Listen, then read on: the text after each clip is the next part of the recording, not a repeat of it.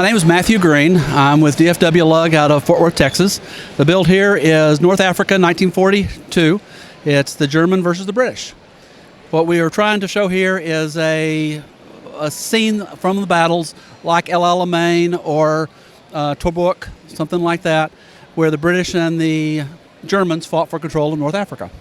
Okay, yeah, and this is such an interesting build. This is definitely kind of a part of World War II and military history that's kind of underbuilt. You don't see a lot of builds from this kind of area of the war, so this is interesting. What kind of inspired you to do this build?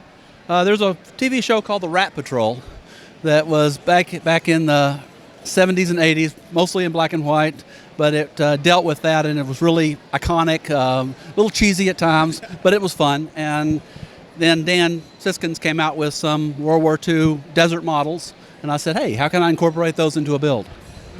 Very nice. So if you want to take us through some of the details in here, kind of what you've got set up and how this all works? Yeah, we'll start on the side over here with the Oasis. We've got the Germans at the Oasis. One of the key points of the war in North Africa was water. If you control water, you could get by. If you didn't control water, you had to retreat to where you could find water again.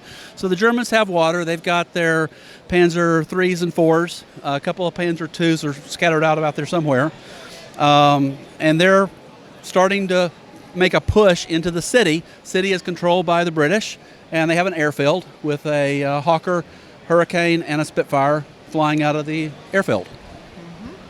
And I know you mentioned Brickmania earlier, so are any of these kits, or is this mostly custom built? How does that work? Most of the vehicles are kits from Brickmania. Yeah, and this is really great. And I like what you did with the landscaping as well. So you can talk some more about that and kind of how you built the mountains up and that kind of stuff?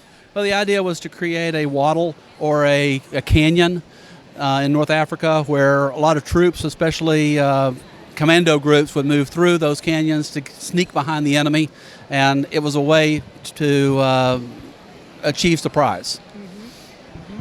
When you're working on a build like this, are you doing research, kind of looking at photos and things like that from this time period, or how does that work when you're working on this? Yeah, absolutely. The camp, the German camp, came from photos, the ruins came from photos, and the Arab city came from photos of the period.